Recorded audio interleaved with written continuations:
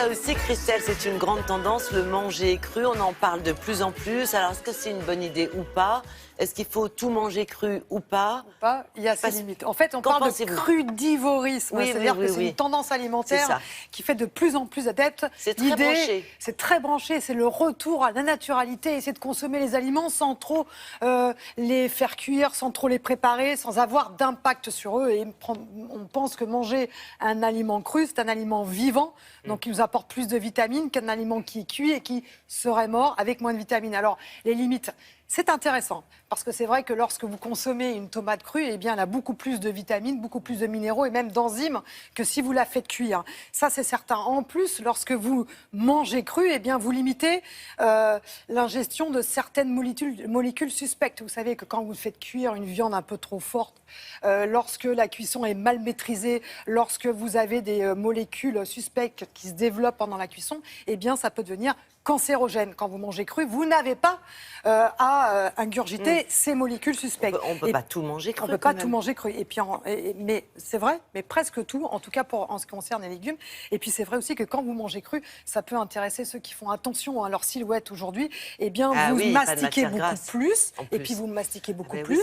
Et donc, vous avez un cru, ça fait travailler. Voilà, un sentiment de satiété qui arrive beaucoup plus rapidement. Et in fine, ça a été montré par des études, vous mangez un peu moins. Mais il y a des limites. Tout ne se mange pas cru. Et même certains légumes ne doivent absolument pas se consommer cru parce qu'ils peuvent se révéler délétères. C'est ce que nous explique le docteur Serfati Lacronière.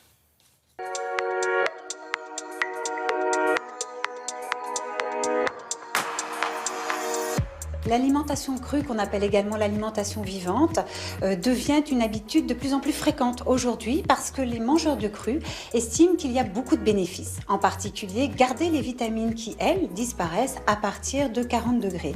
On n'a plus de vitamine C, ni d'ailleurs de vitamine B. Autre avantage, les mangeurs de cru consomment, comme les végétariens, beaucoup de fruits et légumes qui sont riches en fibres. Et ces fibres, elles permettent d'une part un meilleur transit et d'autre part une plus faible absorption de cholestérol, donc une meilleure prévention cardiovasculaire.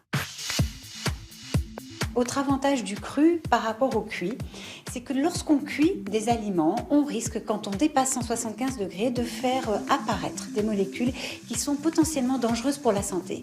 Il s'agit en fait d'une réaction entre protéines et glucides, ce qu'on appelle la réaction de Maillard, qui provoque l'apparition de molécules potentiellement cancérigènes.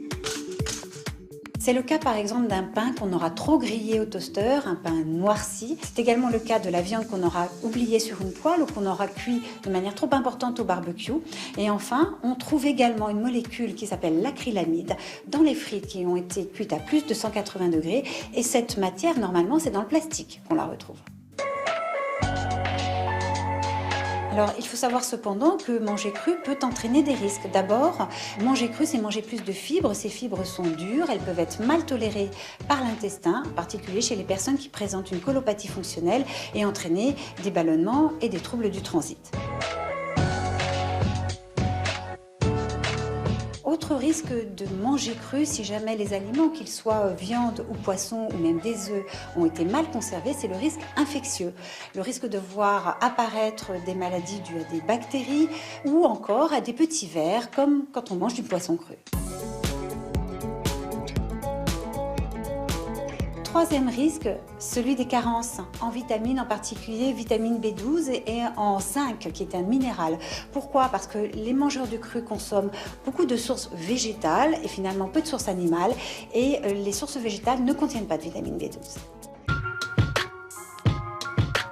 En conclusion, il serait très intéressant de pouvoir intégrer de plus en plus de cru dans notre alimentation car les bénéfices sont nombreux. Mais il ne faut pas pour autant tomber dans le crudivorisme intégral car manger cru uniquement peut également avoir des effets secondaires.